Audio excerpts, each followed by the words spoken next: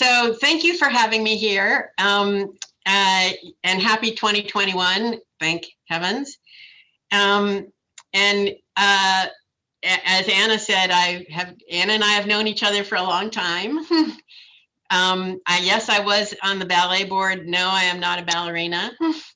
And thank you for calling me a rock star, but no, I don't sing either.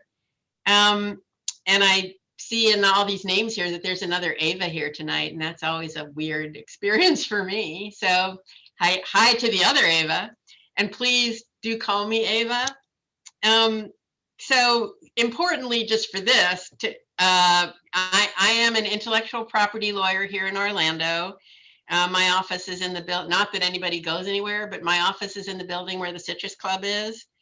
And we are intellectual property lawyers. That's pretty much all we do. We go both ways, meaning we represent the creative people as well as the users and abusers of creative people.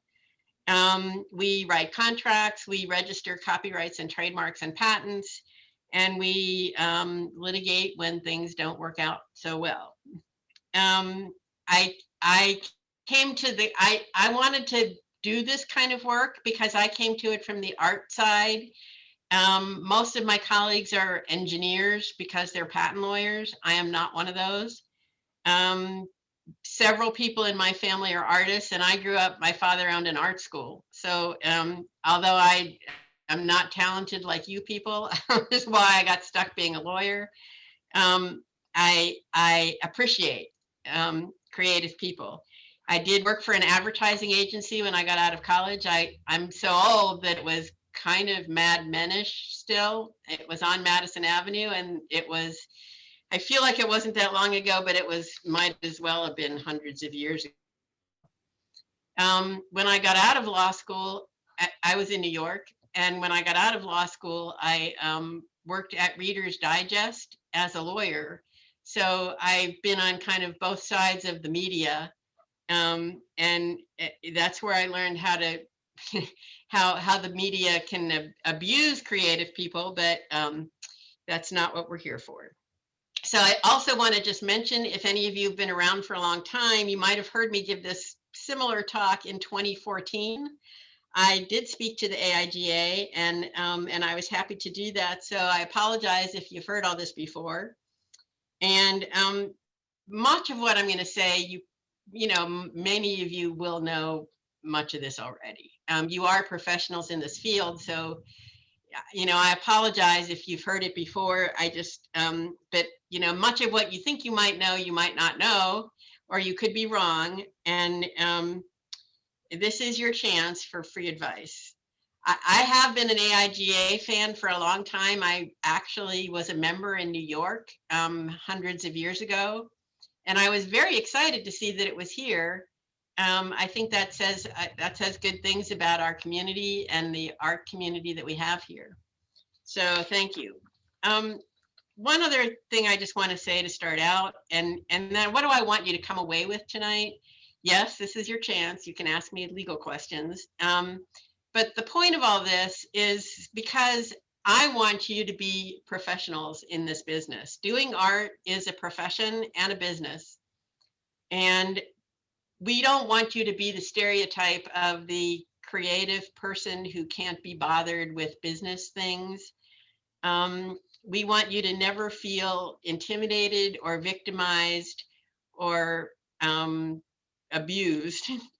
We want you to know your rights and what they are, and so that there can be fair negotiation. What I've discovered is often on both sides of the deal, nobody knows what they're talking about. And so it's not like the buyer of the work knows how the law works either. And I've seen many transactions where both parties are deluded about what they're doing, but it works out okay because no one ever got into a fight. So much of this, you'll never need to know if you don't get into arguments about it. But if you do, you need to know what your rights actually are. So when you come away, there's no guarantee that you're going to get paid more or keep more of your rights, but at least you'll be doing informed consent, meaning you'll know what we're talking about. So if your client wants demands that you transfer all rights to them, then you should know that you can charge more for that. And they should understand that if they want all rights, they should pay more for that. And than a one-time deal. So those are the things that I just want to talk to you about. And I don't know how to do this. Are most of you artists who are making art and selling it to clients, or are you on the client side? How many of you are selling your work to clients? Okay, because that's pretty much the way I'm gonna talk about this. Okay, so this is just my hometown person. I'm a Pittsburgher, and Andy Warhol was too. And if you haven't been to his museum there, you should go to it sometime. It's fabulous. But he understood better than a lot of people early on that good business is good art can be good business, and the twain can meet. So just to talk initially about how to protect the work you do.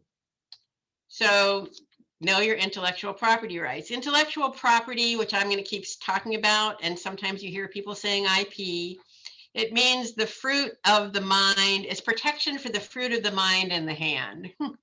It's what you think of, what you create. How is that protected? And I don't know why okay, so the first thing that we're going to talk about is copyright, because truthfully, that's the most useful for artists. We're also going to talk about trademarks. I might mention patents and trade secrets. And although the bottom two things are not technically intellectual property, they enter into this as well. The right of publicity has to do with the use of people's images in your work as a matter of privacy, not ownership of the artwork. And all of this stuff can be changed around by contracts, and I'm the lawyer, so I can jump up and down and say you should use contracts as much as you can. So you don't have to memorize this, but if you ever get a copy of all of this, this is a comparison of patents, trademarks, copyrights, and trade secrets. And if you learn what's on this chart, you'll know more than 98% of all lawyers. Okay, so copyright, that's the main thing that artists and creative people are concerned about in the area of intellectual property. Copyright protects original works of authorship. What does that mean? Original does not mean good, does not necessarily mean highly creative. All it means is you didn't copy it from something else. That's the meaning of original in the statute. Original means you created it yourself, even if you aren't much of an artist. Works means works that are fixed in a tangible form of expression. That means if I just give a speech and there were no PowerPoint slides and nobody was recording it, that would not be protected by statutory copyright. Authorship means a person created it. We heard over the last few years, can monkeys have copyrights? The answer is no. And people are talking in this age of AI, can robots have copyrights? And so far, the answer is no as well. So a person who doesn't copy, but creates an original fixed work has perhaps created a copyrightable work. Copyright, and you probably have heard this before, copyright exists automatically as soon as the work is fixed in a tangible form of expression.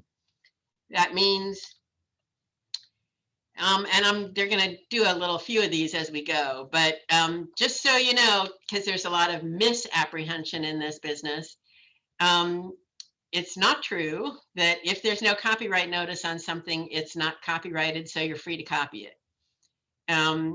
In the old days, and I'm old enough to remember those days, if you put something out there, meaning if you published anything and you forgot to put the copyright notice on, or you got the copyright notice wrong, you actually cast the work into the public domain.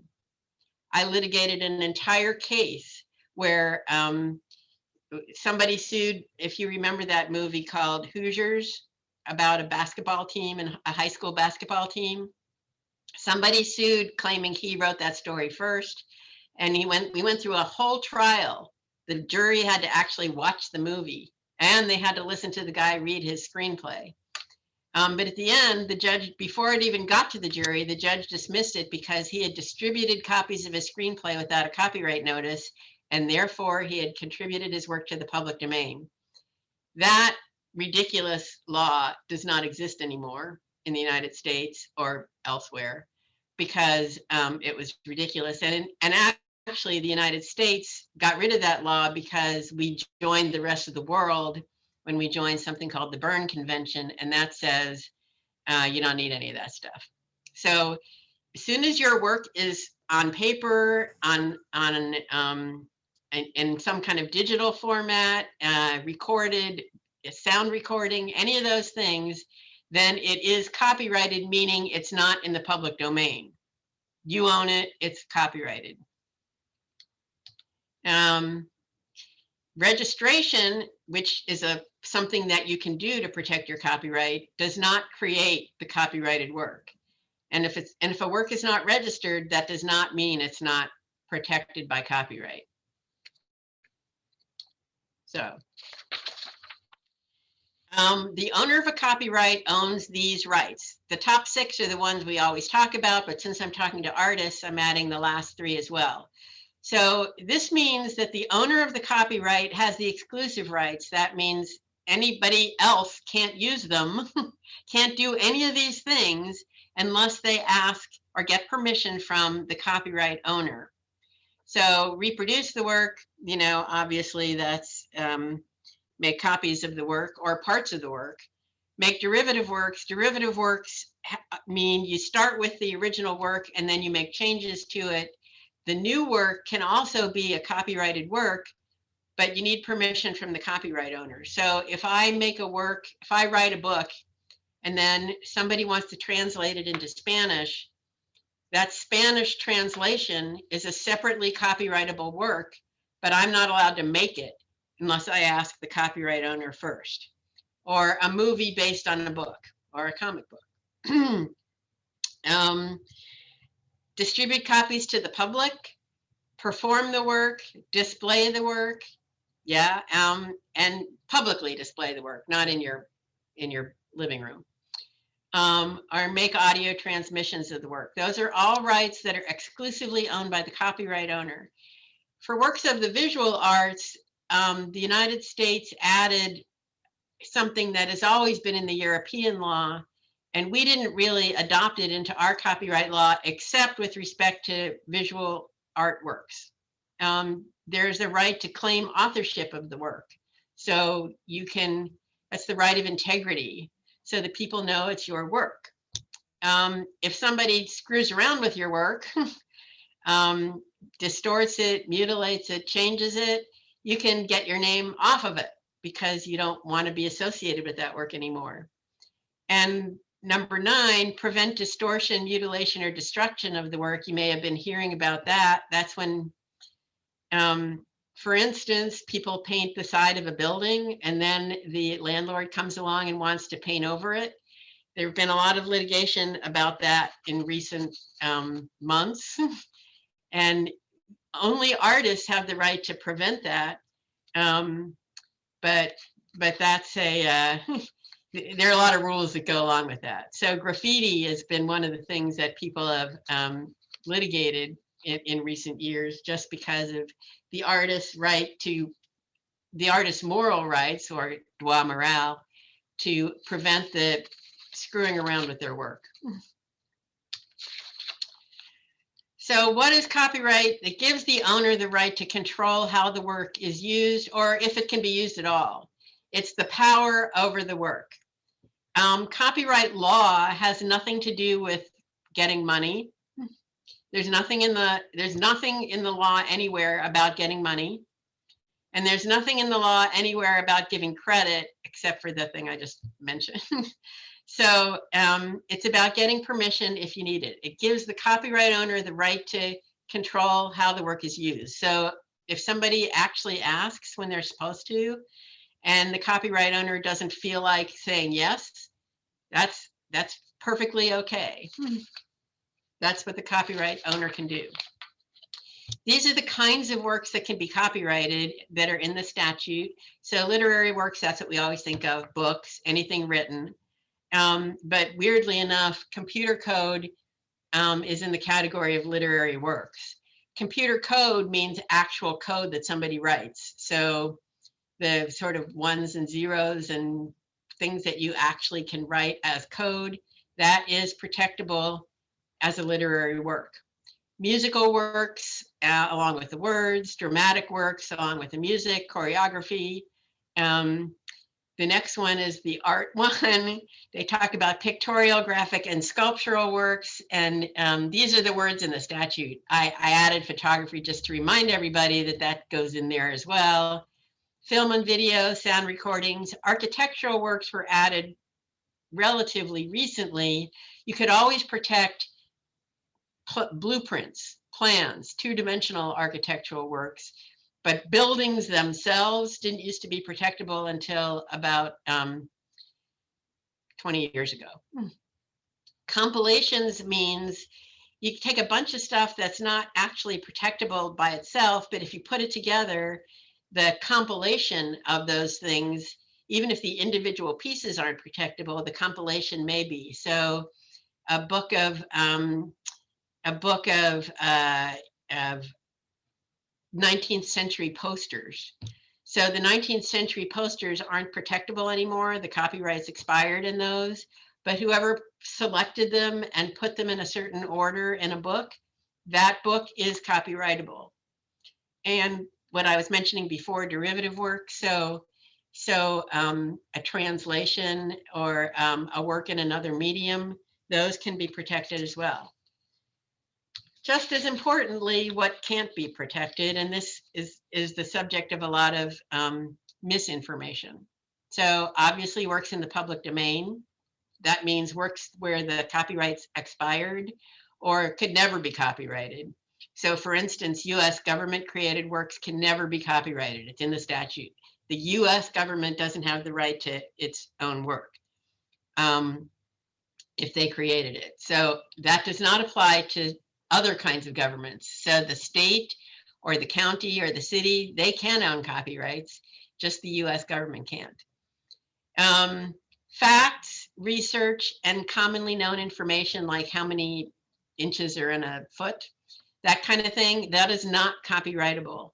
So even if, and when I put in there research, so people talk about the sweat of the brow, you know, it was a lot of work to put all this stuff together and come up with a theory about who invented something. Or actually there was a lawsuit a few years ago about, if you ever saw the movie, it was about the Hindenburg blimp blowing up. And somebody had done a lot of research about the reason it blew up was because of some kind of German spy thing. And somebody subsequently made a movie about that and used that same research, and that was what the movie was about. And so there was a lawsuit, and the plaintiff lost because the notion, you know, even if you do a lot of research and come up with a theory, that is not protectable by copyright. Otherwise, scholarship would never advance. You know, people have to be able to use facts and scholarship. So if you write a book about Abraham Lincoln, I forget what it is now, but there are like thousands of books about Abraham Lincoln. Each one of them is separately copyrightable, but the facts of his life, 1809, is in all the books. That's the year he was born. And that's not part of the copyright. The facts are used by everybody. Simple lettering, coloring, listings, you know, there is a spectrum. And, you know, when you get to the bottom there, when it talks about insufficient creativity, it doesn't have to be much, but it has to be something. So a circle, just a plain circle on a piece of paper, that's not copyrightable. but if you do much of anything else to it, it is. Transient works, works that are not fixed, are not copyrightable. Useful articles. So if you design a really beautifully designed piece of furniture, in Europe, there's protection for industrial design. We don't have that here. So a beautifully designed chair or a lamp, and that's been litigated, or fashion design, none of that is actually protectable by copyright.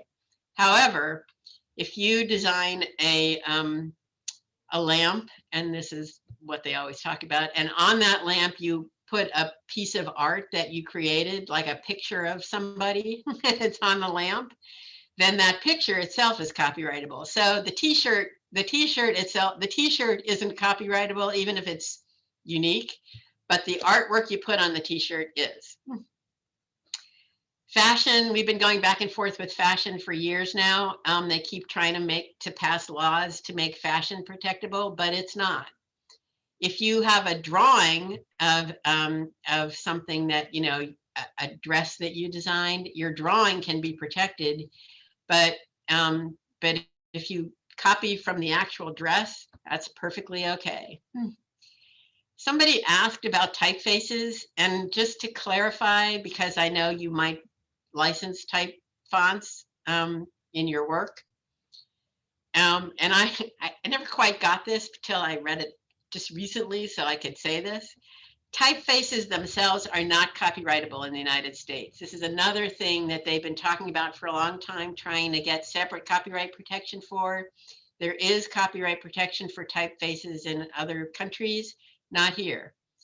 But what you're licensing when you license fonts is the software, not the design of the letters. The design of the letters is the typeface, and that is not protectable by copyright. What is protectable is the software that generates the type style, and that's why you have to license them from type houses. An exception to this is if you create something that's really a work of art, an original piece of art that incorporates lettering, that might be protectable by copyright. But generally, the typefaces that you use, if you copy them from a book rather than license the software, are not protectable. The thing you have to know is that it has nothing to do with quality, and bad works are just as copyrightable as good ones. So how long does copyright last? The bottom line here is that you should assume that anything that was created after 1926 might be copyrighted, and you should act accordingly. So the copyright law changed in 1978, and before 1978, there was a copyright term. It was 26 years from the first publication.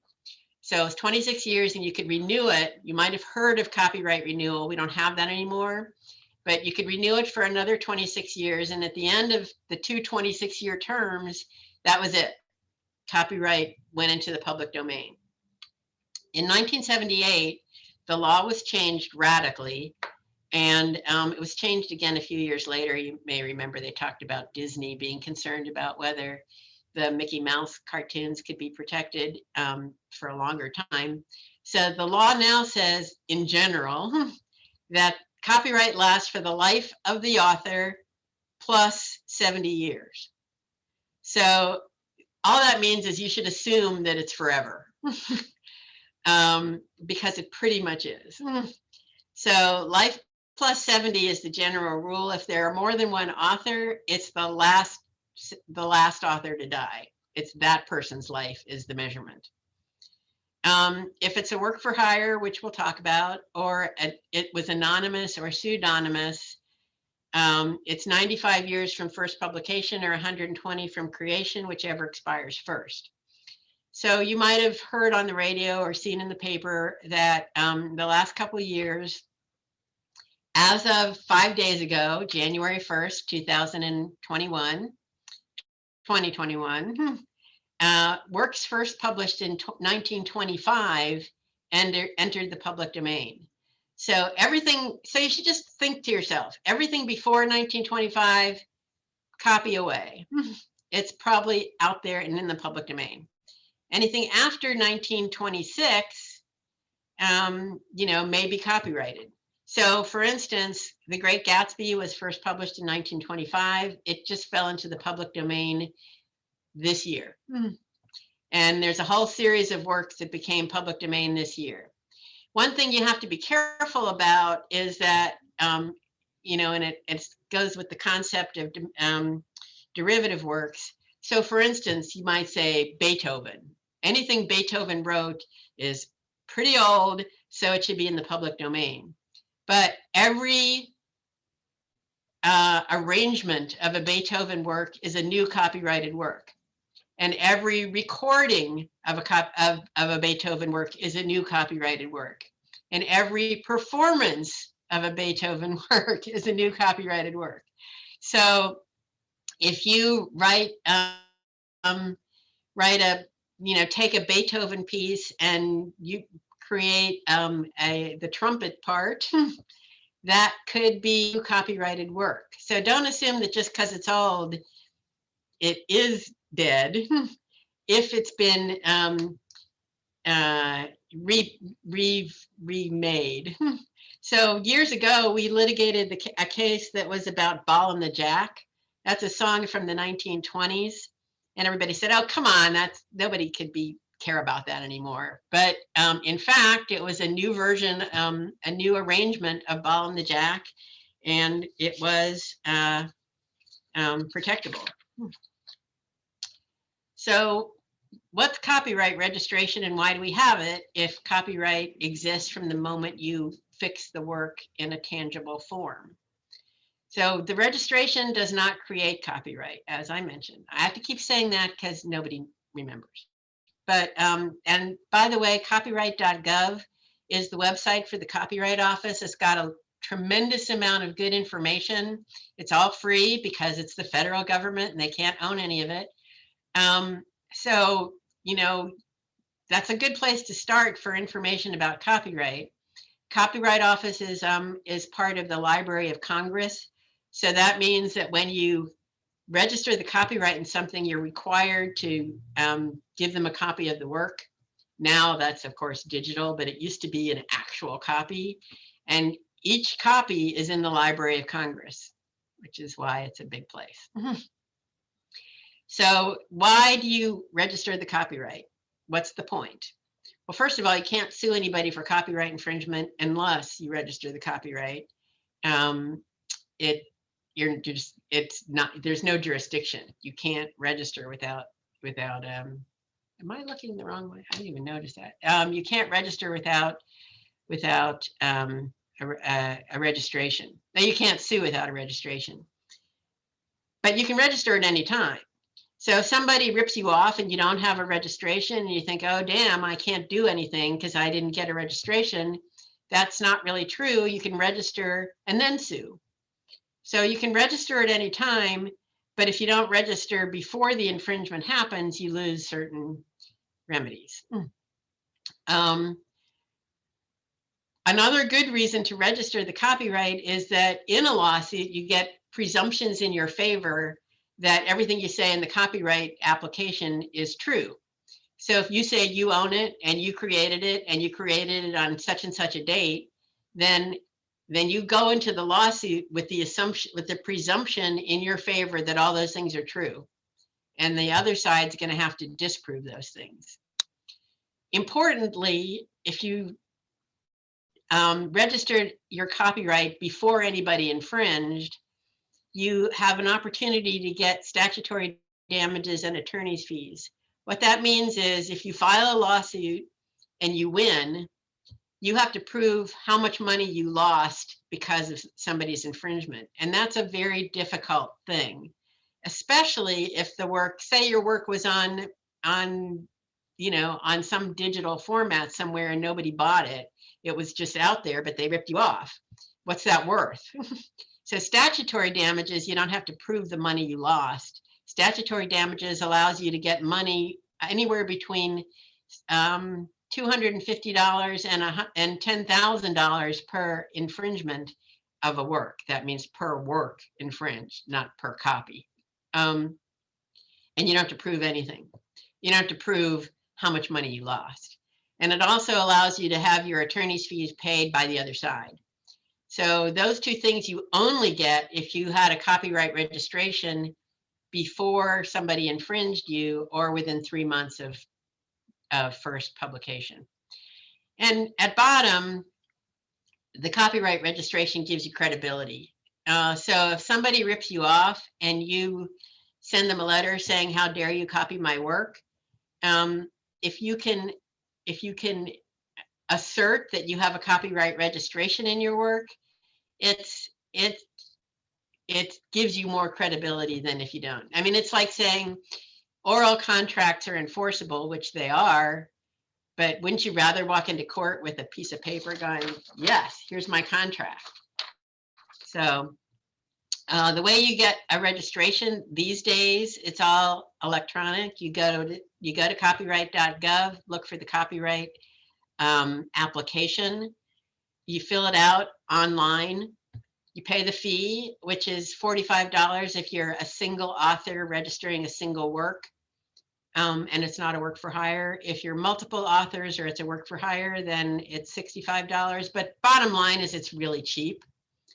There are special rules for if you want to register a group of photographs or a group of serials, like a newspaper, like a group of newspapers. And you must include a copy of the work, which used to mean you had to actually send the Copyright Office a copy of the work, which is a little dicey for artworks, but you could send pictures. But now it's digital. This has nothing to do with registration, but I'm going to mention copyright notice because it's something that people talk about. So copyright notice is not required anymore. It hasn't been required since 1989. The catastrophe that happened to the plaintiff in the case I litigated, it can't happen anymore, but it's still a good idea to have it. And by the way, you can have a copyright notice on your work whether or not it's registered. You're not fooling anybody. You're not committing any fraud. Copyright notice does not mean registration. It just means your work is copyrighted, which it is, as soon as it's fixed in a tangible form. The copyright notice consists of 3 elements, either the little C in a circle, the name or the word copyright, the owner's name, and the year of publication. If it's the kind of work that gets updated every year, you don't have to put all the dates. You can just put the most current date if it in fact has been updated. Okay, for your purposes, this is like the important part here. Now, who owns the copyright? The statute is very clear, and the statute says, and the statute, by the way, is Title 17 of the United States Code. That means it's a federal statute. There is no such thing as state copyright. And there's no such thing as common law copyright anymore. So the owner of the copyright is the creator of the work. That was the theory that when they changed the copyright law in 1978, they said, okay, let's make sure the creator owns the work. So initially, the creator owns the work unless it's a work for hire or it's transferred. So let's talk about works for hire because it's the kind of thing that it's something that people talk about in this business all the time. So a work for hire can arise in one of 2 ways.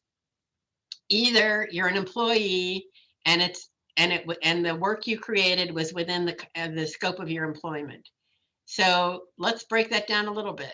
Employee is, and this is not a technical term, it means like a real employee, the kind where, you get a salary, they take taxes out. It is not an independent contractor.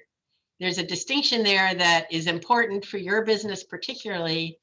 But if you get a 1099, you're not an employee, you're an independent contractor. And the work you create is not automatically owned by the employer, it's owned by you. On the other hand, if you are an employee, if you're hired by Disney to create marketing materials, and you get paid by Disney and they take taxes out of your salary and that was your job, then you never own your work. You don't have to transfer it to Disney. It automatically is owned by Disney, and Disney is considered the author of the work. And that's very common. It's more common in some things than in others. If you write computer code, most computer code, if you're an employee, is automatically owned by the employer. Now think about that though, because if you hire somebody else to create a work, and they're an employee of their company, then you're not buying the work from the artist, you're buying the work from their company. So if you hire Anna's company to create a work for you, the client, and Anna does the work, and Anna's company is just Anna and nobody else. But it is a company, or it's an LLC or an Inc. that is a company, and she is employed by that company. Then your deal has to be with the company because she doesn't own it. Her company does. The other way to create a work for hire is to do it by a written contract. It has to be in writing, and it has to say those magic words, work for hire, and it has to be one of these 9 types of works. So people use this all the time wrong, because they talk about a work for hire and they put it in the contract, and it has not one of these kinds of works, because these are really kind of a narrow group of works. It doesn't include artwork, it doesn't include software, it doesn't include any kind of literary works. It includes only what's listed in these 9 kinds of works. But if you have one of those contracts and it says it's a work for hire, and it's a part of a movie or a contribution to a collective work, then the contracting party, the commissioning party, owns the copyright. And if your employer or the commissioning party owns the copyright as a work for hire, you don't. Just because you did it doesn't give you any rights at all. I put in the thing about portfolio rights because it gets talked about a lot, and this is kind of a custom of the trade more than the law. But if you have your own website and you want to show the work you've done for clients, and some of that work was done while you were an employee of one of those people, and you put it on your website, technically you would be violating the copyright owned by the owner of the copyright. So if it's a good idea to actually make clear, if you want to put some kind of work like that on your website, to get permission to do that. But the fact of the matter is, usually people just leave it alone. Nobody cares if you do that. But I have seen lawsuits. I've actually seen lawsuits where people get annoyed about something, they end up in fights about something, and they try to get an injunction from the artist actually putting samples of his own work on his own website because it doesn't belong to them anymore.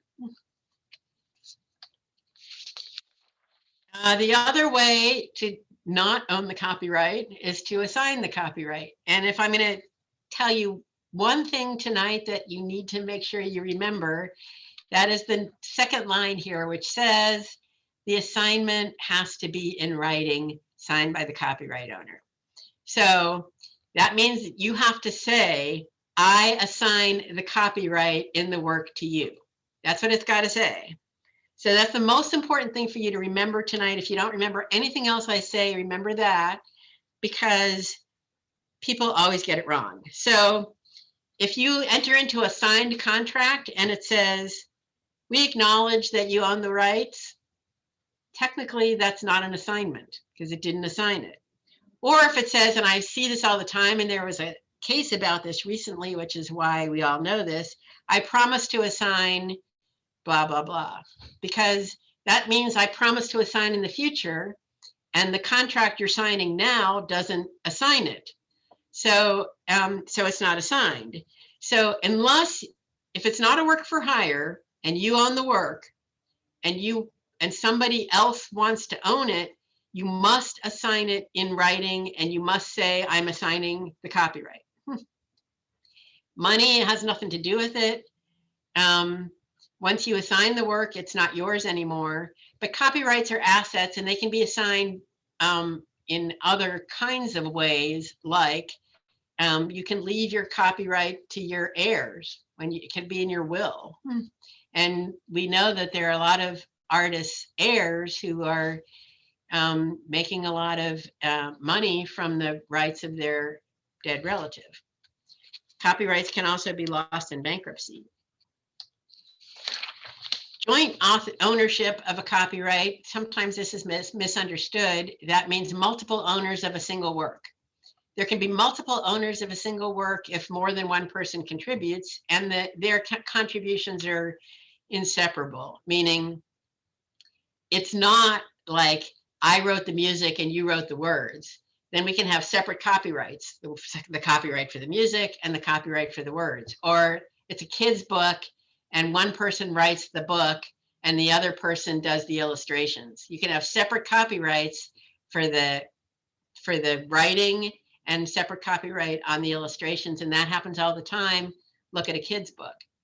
But a true joint work is one where the people sit down together and contribute, make a joint contribution, and they intend that their work be owned by both of them or all of them. And each one of those joint owners is a joint owner of the copyright, and they own 100% of the entire work, meaning they don't own like half the work. They own the whole work, and they can do what they want with it, and they don't have to ask any of the other owners, as long as if they get any money, they account for the money.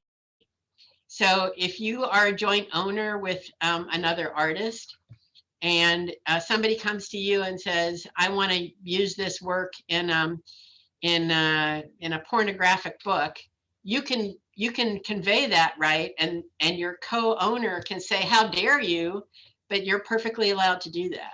You don't need to ask permission from the joint owners.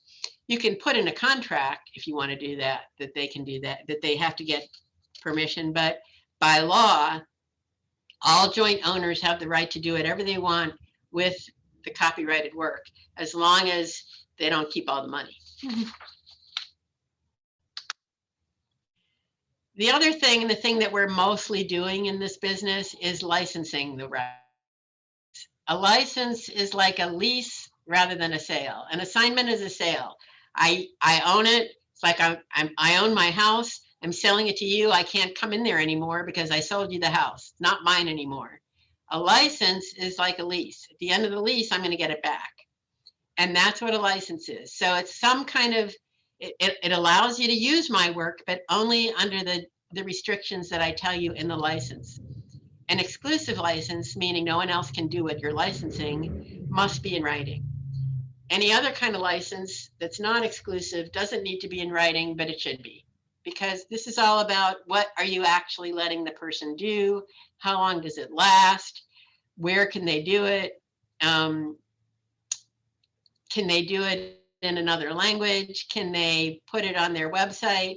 You know, years ago, there was a case about a magazine, a series of magazines, Sports Illustrated was one of them, where they bought a whole bunch of articles from various writers, and all they bought was the right to put the article in the magazine. And it was a one-time put the article in the magazine. And then along came the electronic versions of all these things, and they said, well, it's our article. We said we could put it in the magazine, so this is the electronic version of the magazine. We can put it here too. And the Supreme Court said no. That was a different right. So if you exceed the scope of your license, you are an infringer. And so even if you have the right to use the work for 2 years, and you were sloppy and you used it in the 3rd year, you are just as bad an infringer as somebody who never had any rights in the first place. When the license ends, the licensee, that's the person who gets the rights for a temporary time, no longer has any rights. An implied license is something that's not in writing. That's why it's called implied. And that arises when, okay, the transaction is I'm um, I'm paying you to create a work for me, and we never got around to putting anything in writing. And now the artist comes back and says, well, you know, you didn't put it in writing, so you don't have any rights, even though you paid me, haha. There's an implied license that you get what you pay for. So if you pay somebody to do a work for you because you want to put it in a book, then the implied license is they have the right to put it in the book. They don't own the copyright, but they do have the right to do what you paid them for. Some myths about ownership. Okay, the most common myth, I paid the artist to create the work for me, so I own it. No, you do not. Paying the artist to create the work, paying the writer to write the work, paying the photographer to do the photographs doesn't give you anything at all, except you're not allowed to keep the money if you can't steal stuff. But the bottom line is, just because you paid doesn't make it yours. That was the law before 1978, but none of you care about that. So just remember that payment does not, because the client will always believe that the client owns the work. And, for practical reasons, you may let the client think that. You could be an advertising agency that the client uses, and the client publishes your work and puts their own copyright notice on it. Well, technically, that's not true unless you arrange for something like that in a contract. But, it's a business decision that you can make. The other thing to remember, myth number 2, owning the physical work doesn't give you any rights in the work. So I buy a painting from you. Can I now give somebody the right to put a picture of my painting in a book about the artist? No, because I don't have that right. People, there are certain things that people don't pay any attention to, and this is one of them. But the law says ownership of the physical work does not give you any rights in that work unless you buy the copyright. Classic situation. We agreed when we talked about the project that I would be the owner, and the artist agreed with me. Tough. Unless it's in writing, I don't own it. Oral agreements, even if both parties agree, don't transfer any rights. This is another thing that non-artists often come up with. I gave them the idea for this, and I told them what I wanted to do, and so I'm a co-owner, right? I'm a copyright owner. No, giving somebody the idea for something, or even telling them what you want, unless you are very specific about saying, put this here, put this there, make it red, make it green. There is a spectrum, but for the most part, telling somebody what you want them to do doesn't make you any kind of an owner or copyright owner. If you sign an assignment and you don't get paid, well, the contract still controls. You're going to have to file a lawsuit about that. There is no such thing as a poor man's copyright. That whole thing about I mailed a copy to myself and I put it in a sealed envelope and I never opened the envelope, that's all bullshit. Okay. So how do you enforce your own rights? If you see that someone has ripped you off, what can you do? You can send them, we call it a cease and desist letter. A lawyer doesn't have to write it. You can write your own cease and desist letter. I like it. I like to think that if it comes from me, people are scared, but who knows? The DMCA takedown is a very important right that you have out there, because it's has nothing to do with litigation. If you see that somebody's copied your work on their website, you can get it taken down temporarily. It's all temporary. If they say, well, too bad, I'm putting it back up, you have to file a lawsuit. So, but you should make sure you know the rules for DMCA takedowns. There's a big study going on now because the DMCA thing didn't used to exist. It's very practical, but there are a lot of problems with it. So, so they're talking about making changes to it. If you want to have any input in that, tell the Copyright Office. But it's a very easy way to get something taken down very fast. The only other thing left is to file a lawsuit. A lawsuit for copyright infringement is a big, huge pain in the ass, and you should understand that before you think it's easy. There is no such thing as a slam dunk case. A copyright infringement case has to be in federal court where it's expensive and takes years. Nothing happens quickly. There are two things the plaintiff has to prove in order to win. They own a valid copyright, it belongs to them, and it is valid, and the defendant copied. That's important to remember because if the defendant can prove that, this is very rare that they can prove this, but if the defendant can prove they didn't copy, but just coincidentally they came up with exactly the same thing, if they could actually prove that, usually they can't, and it's a lie, but if they could prove that, that's a complete defense. Independent creation is a defense. Copyright infringement means you have to show that somebody actually copied. Because we almost never see somebody copying, it's pretty rare to actually have witnessed an actual copy being made. The way you prove copying is to prove two things. Somebody had access to your work and the works are substantially similar. Access can be shown by it was publicly available. That generally satisfies access. You can defend by saying the registration was wrong, independent creation, which I just talked about. Well, I've been doing this for 5 years, like it's too long already, they can't sue me now. That's called latches. Latches is a word that means delay, and sometimes that works, but for copyright infringement, every time the work appears, it's a new infringement.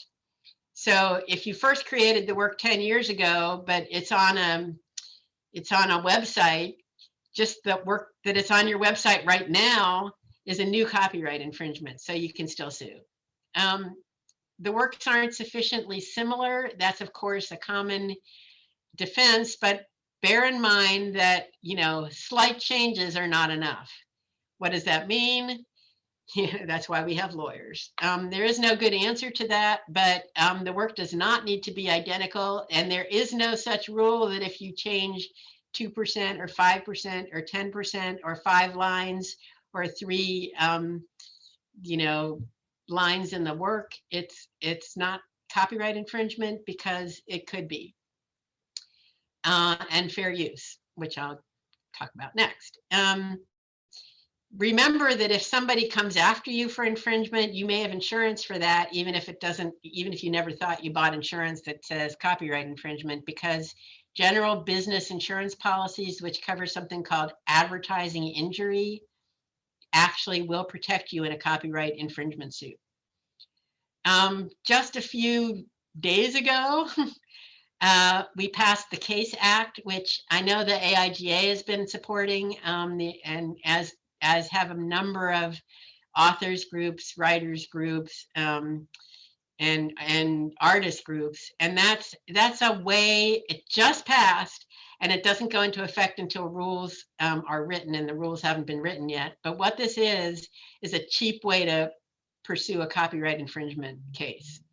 You don't go to court, you go to the Copyright Office, and it's for matters that are going to be $30,000 or less. That may not seem like a lot to you, but a copyright lawsuit in court is going to cost you well into the 6 figures. So applaud the passage of the Case Act, which was hidden away in that last piece of legislation that got passed at the end of the year. Okay, so this is a question we get all the time. When can you use somebody else's work without permission? Obviously, if it's in the public domain, you don't need permission. If it was never copyrightable in the first place, like it's a work of the US government, you don't need permission. Or if it's fair use. So what is fair use? The most commonly misunderstood thing in copyright. So the first thing you have to know is there's no rules. There is nothing that says, it's okay to copy. I mean, when I went to work for Reader's Digest, all the editors told me that they knew that the rule was if it was less than 10%, it was okay. No, there are no rules for fair use. Each case is different, again, which is something that I'm happy about because that means you have to ask me. So it is copying of a copyrighted work. It just means you don't have to get permission. So the statute puts in 4 factors to consider. And these are the things you need to think about. What are you using the work for? Is it a commercial work? Are you using it for a commercial purpose, or is it nonprofit, or is it a parody? Those things are considered, but they are not a slam dunk again. Just because you're using it for a religious purpose or a nonprofit purpose, or because it's a parody, or it's transformative, meaning you've created a whole new work about it, that's not the end of the investigation. So just a few weeks ago, there was and this happened, there's been several of these cases. There's a new Dr. Seuss case. It was a parody of, it was called, Oh, the Places You'll Boldly Go. And it combined Dr. Seuss with Star Trek. And it was funny because you recognized it. It looked like Dr. Seuss artwork. And it was a combination of Dr. Seuss and Star Trek. And the lower court had actually said, parody, oh, come on, get a life. It's funny, this is okay, you can do this. Sometimes parody is okay, and sometimes it's not. And the court here said, no, it's not. The appellate court had to reverse the lower court and say, no, they used the whole work. It was for a commercial purpose, and it was not protectable by the fair use argument. There was also a trademark part of that case where they said, they used the words Dr. Seuss and Star Trek in the parody, and that turned out to be trademark fair use. That was okay. But as a matter of making fun of a copyrighted work, don't assume that all parodies are okay, because they're not. What about the copyrighted work itself? What kind of work was it? So you can copy more from nonfiction than fiction because facts are not copyrightable.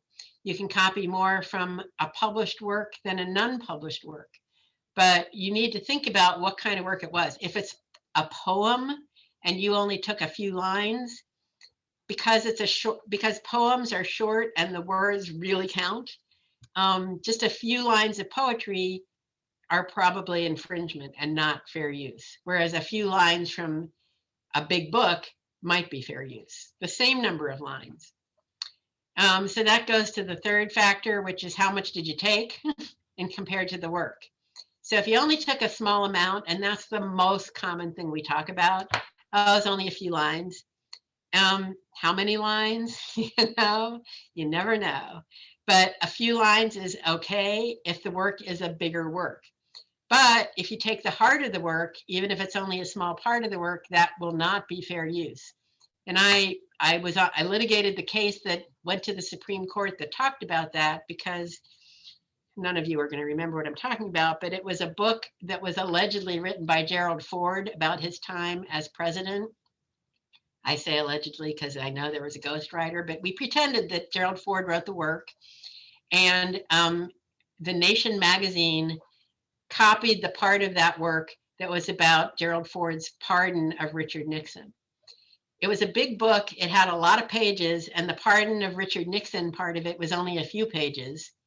And so the defense was, it's okay that we copied it because it's newsworthy, and because it's only a few pages, and because it's about Gerald Ford and Richard Nixon. These are public figures. None of that counted. In the end, the United States Supreme Court decided that that was copyright infringement. So just, you never know. Because nobody cared about the rest of the book. They only cared about the part about Nixon. And the fourth factor is, how is this going to affect the market for the copyrighted work? If it's going to compete, forget it. It's not going to ever be fair use. If it's going to be a totally other marketplace or no marketplace at all, then, then that tends toward making it fair use. But I'm going to just say here, because, let's not be silly. Really, this is all about, we all commit copyright infringement every day. Every one of us does. I used to say we all make Xerox copies every day. Nobody does that anymore. But every time you download something from the internet, every time you, probably there's something in this presentation that's, I will say the thing behind me, my background, I got this off of, I think it's called public domain something.org, publicdomainreview.org.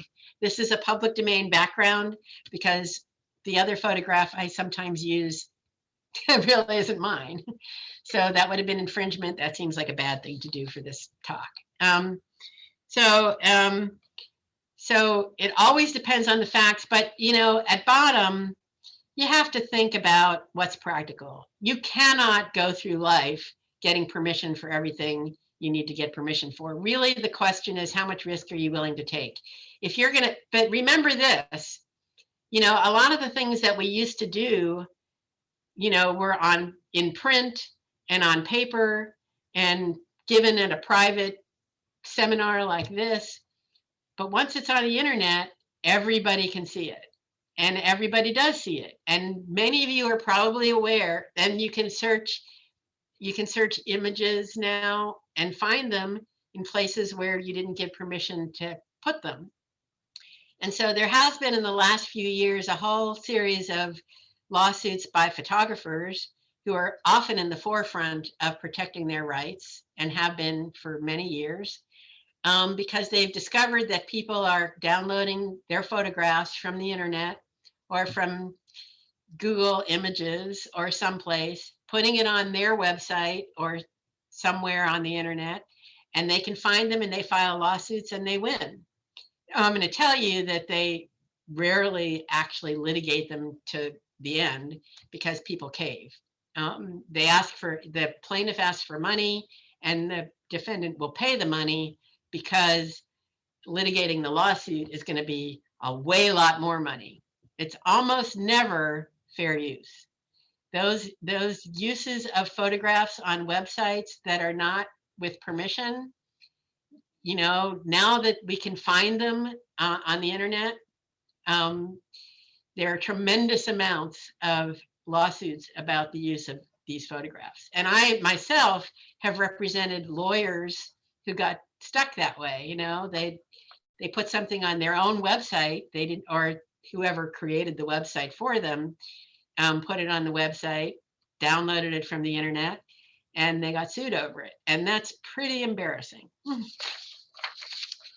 So just to remind everybody of how the fair use thing arises in the context of art, you may remember the hope thing. So the one on the left was a photograph. The one on the right was a transformative piece of art that was created by an artist, but it looked damn close to the photograph. And in the end, they said it was too close. And that's true for the other two things as well on this. The Marilyn picture on the left is the famous Andy Warhol Marilyn picture. The one on the right was something that somebody, maybe they were making a statement about the painting, but that statement was not considered to be fair use. The same thing is true of the one on the bottom. So, you can, if you make a collage and you tear off a piece of somebody's work and glue it to your work, that is not an infringement, because once you buy the work, You own it and you can do what you want with it. You just can't reproduce it. Okay, so these are just some additional myths about when you can use somebody else's work. So people believe these things, that it's okay to use somebody's work without permission if there's no copyright notice on it. Nope, that doesn't mean that you can copy it. Or it's on the internet. Nope, that doesn't mean you can copy it either. And I hear in lawsuits people saying, well, what they think, they put it on the internet. What, didn't they expect people to copy it? Well, they may expect it, but that doesn't mean they can't sue you anyway. This is another one of those things that drives all of us in the business crazy. Well, I gave credit to the owner, so I mean, I did the morally correct thing. And as a matter of plagiarism, you do need to give credit to the owner because that is the morally correct thing. However, if you don't get permission to use the work, this just alerts the owner that you've copied them. When they search for their own name on the internet, they're going to find you. So that's nice, but it doesn't replace permission. Oh, the author's dead, it's okay. Or the company went bankrupt, I can copy it. No, because as I mentioned, copyright rights can be inherited, they can be transferred, they can be sold in bankruptcy. So just because the author's dead doesn't mean there's no copyright anymore. It's about something newsworthy or it depicts a celebrity. So all this fun that you see that people have made of our current president, just because he's a celebrity, if you copy the artwork, if you copy a photograph of the president and you put it on your website, the photographer can sue you. The photographer, because every photograph has an artist behind it. And that artist or his or her employer owns the photograph rights. Just because it's for educational purposes or religious purposes or charitable purposes doesn't mean you can use it. This is one I see a lot. No one's going to bother. I'm just a little guy. They're not going to come after me. And this one is a little dicier. You could try to do the right thing, but you just couldn't find the copyright owner. Those works where you can't find the copyright owner, those are called orphan works. And they've been trying to legislate how orphan works are handled, but they haven't come up with anything yet. So arguably, if you looked for the copyright owner and you couldn't find them, so you said, what the hell, I'm going to use it anyway, and then the owner does come after you, your good intentions don't get you out of it. So that's the end of the copyright part of all this. I'm just going to mention some of the other types of IP. So trademarks are brand names or logos. These are examples of trademarks. Trademarks identify a particular product and distinguish them from the similar goods of others. So if you see the one that looks like McDonald's, you know it's not Burger King, and so on. So in your case, you may be asked to come up with a new logo or a new brand for a client. When you do that, I leave it to you to do the art part of it. I mean, there are good trademarks and there are bad trademarks, and that has to do with design and what people can remember and how it looks and how it reproduces on somebody's cell phone, and all those design elements. That's your expertise. But my expertise is to remind you that there's a legal aspect to it as well. And I see this so often, people giving lectures about how to make a good logo, how to have a good branding experience, and they never mention the legal part of it. And I litigate trademark infringement cases all the time. So as a lawyer, let me just tell you the legal part of this. Pick a good mark. A good mark from a legal perspective means one that can be defended and protected and is easily recognizable. That means pick a strong and distinctive mark. Lawyers like kinds of marks that regular people hate. Made up words, we like made up words. Kodak is a really good mark. Exxon is a really good mark. No client ever wants those marks. They want a mark that sounds like what they do. So when they pick a mark that sounds like what they do, it may or may not be protectable. Generic terms are not protectable as trademarks. Descriptive terms, merely descriptive terms, are not protectable as trademarks until years pass and people come to recognize them as a brand name and not as the name of the type of good. So try to convince your clients that a suggestive mark is okay, a descriptive mark is not what they want. You want something, and in that context, I'm going to just say this. I have a case right now where my client is suing somebody else for using the identical logo. It's identical. And you thought, like, well, obviously they must have copied from my client. That didn't magically happen.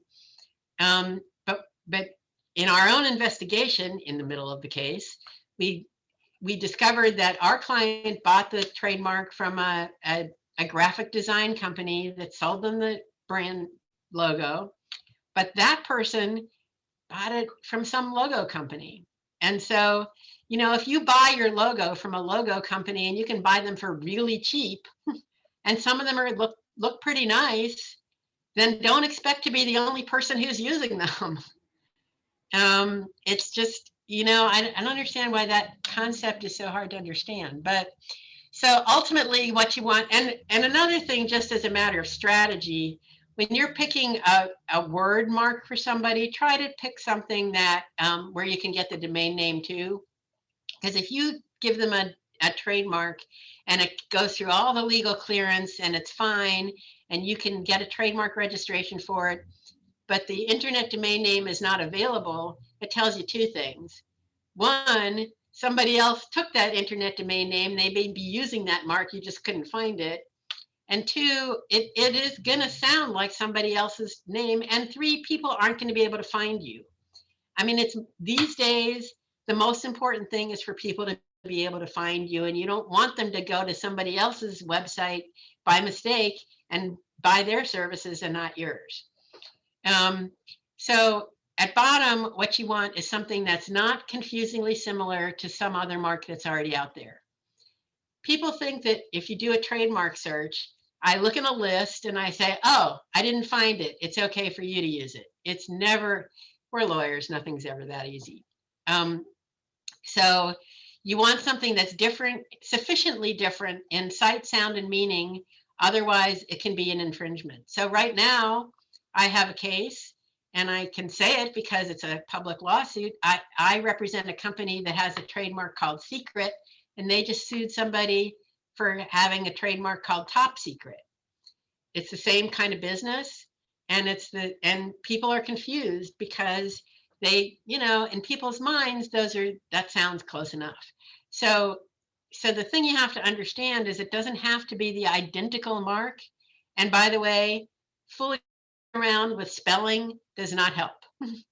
So if you have a mark and it's CLEAN and somebody else has KLEEN, as far as trademark law is concerned, that's the same thing.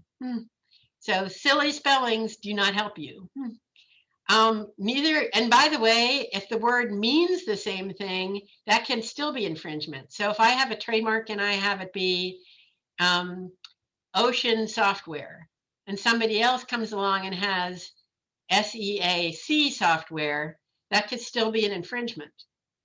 And also, and that goes to the foreign language aspect, there's something in trademark law called foreign equivalence. So if I have a mark and it means ocean in French, mer, if I say mer, that's going to be, the trademark law considers that exactly the same thing as ocean.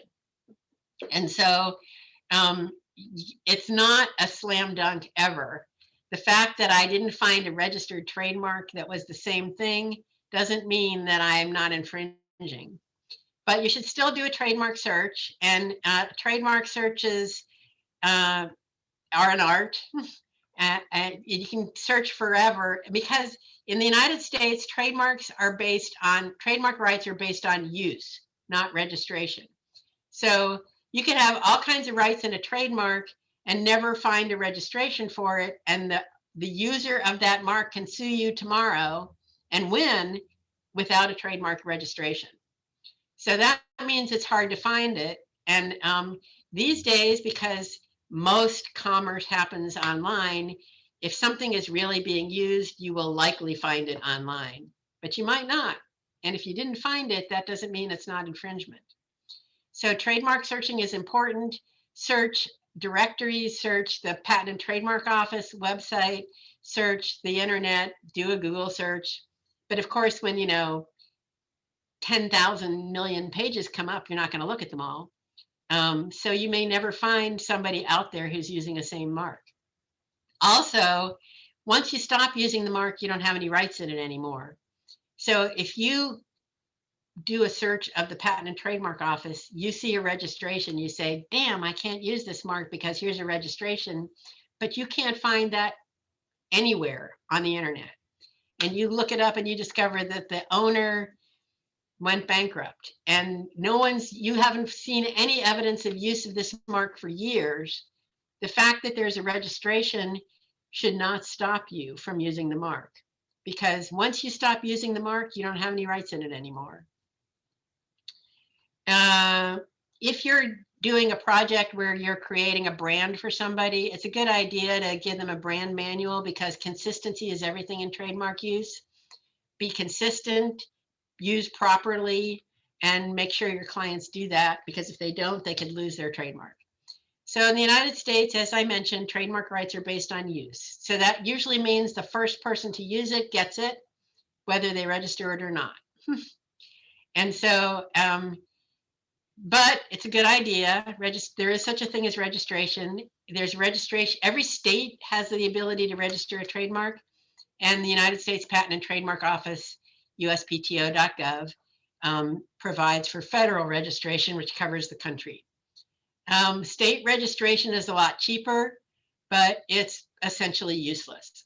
Don't bother to do it unless it's so local that nothing ever goes over state lines. But, in the age of the internet, there is no such thing. I mean, a beauty parlor is not local because they have a website. And in Florida, people come from outside the state borders all the time.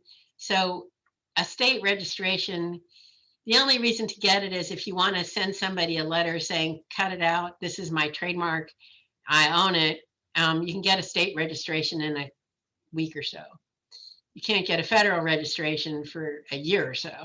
It takes a long time and it costs more and it's a lot harder to get. So if you want a registration in your hand, a Florida registration will do the trick. If you are doing business in other countries, trademarks are territorial. You don't have it. If you have rights in the United States, that's very nice, but that doesn't do anything for you in any other country. So people can totally rip you off in other countries unless you register in countries where you're going to be selling your goods or services in other countries. Now, of course, a website means you're in every country in the world, and you're not going to register in every country, because even Coca-Cola doesn't register in every country because it would cost zillions. But if you have a client that's going to sell their goods in China as well as the United States, and you know that, then they should be ready to register their trademark in China as well. So they have rights there. And if they don't register, in most countries, it's not like the United States. You only have rights if you register. So it's like what people think. So, so without a registration in the country in which you're selling, you're not going to have any rights there. Just because you registered your business name with Sunbiz, or your fictitious name with Sunbiz, or your internet domain name, that doesn't do anything for you as far as trademark protection is concerned, unless your domain name, for instance, is a trademark. Amazon.com is a trademark, and it's also an address that you go to. Trademarks last forever as long as you're using them. A trademark registration, it has to be renewed every 10 years, and also between the 5th and 6th year. But as long as you keep renewing it, if you're still using it, it can go on forever. There are trademark registrations out there for marks that were registered in the 19th century, but they keep being renewed and the mark is still in use. And so we can still use them. Once you abandon it though, that's it. You don't have any rights anymore. I'm going to whip through this and say patents are for inventions that are new, useful, and not obvious. If you actually invent something, there's something called a design patent, and that protects the way something looks as opposed to how it works. So if you invent something that looks like nothing else, and you want to protect the way it looks and not how it works, you can pursue a design patent, which will last for 14 years, and then that's the end of it.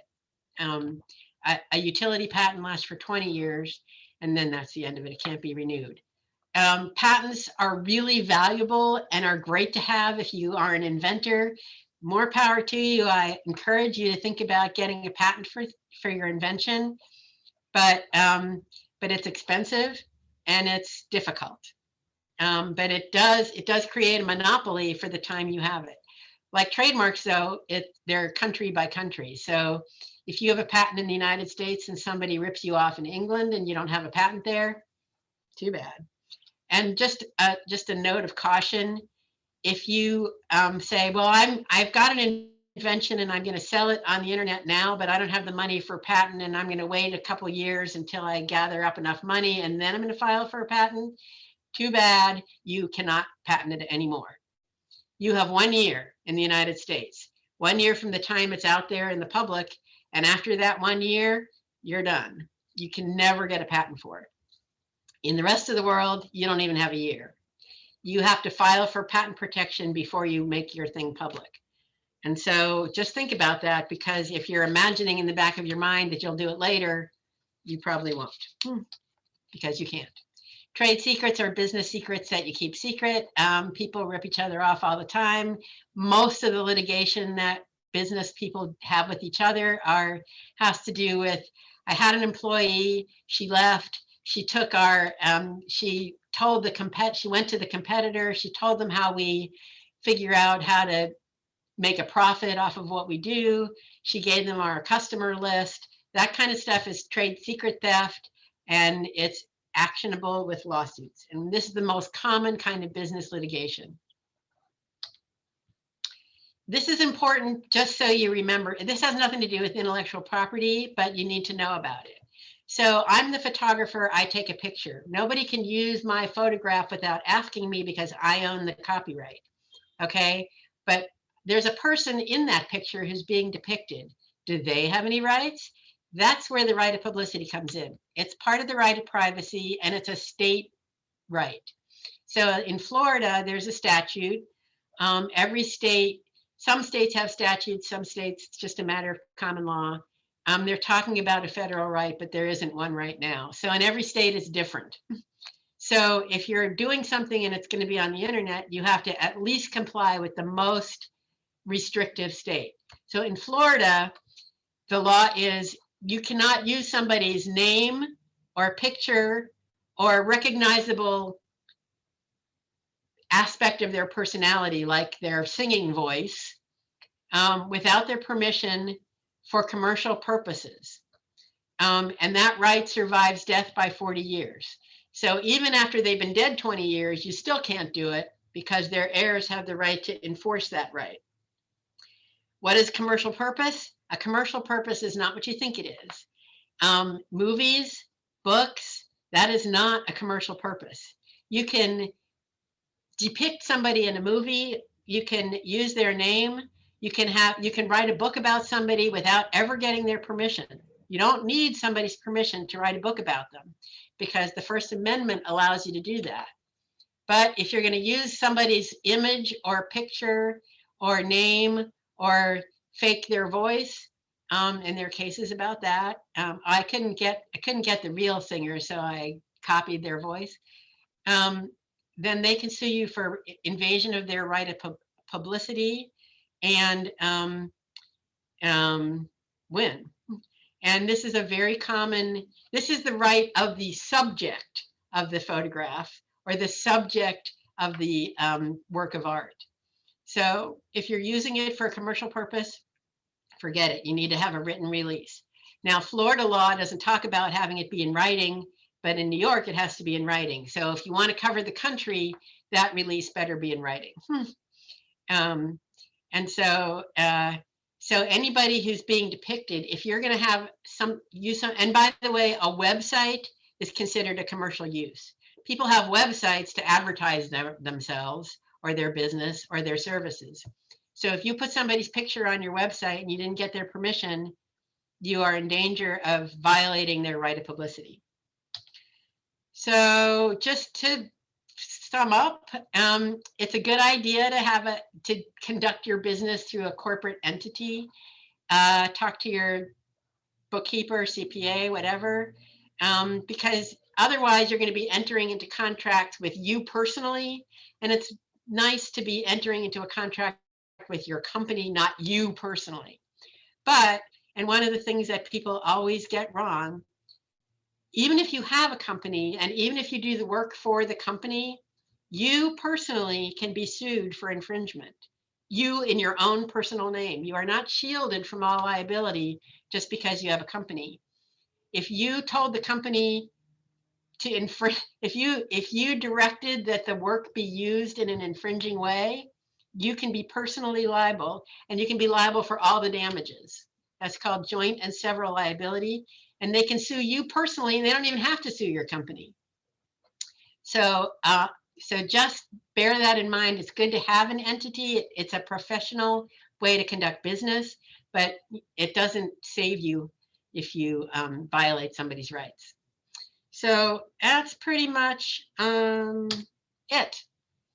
And I have no idea if I went over or this was too long or whatever, but if anybody has questions, shoot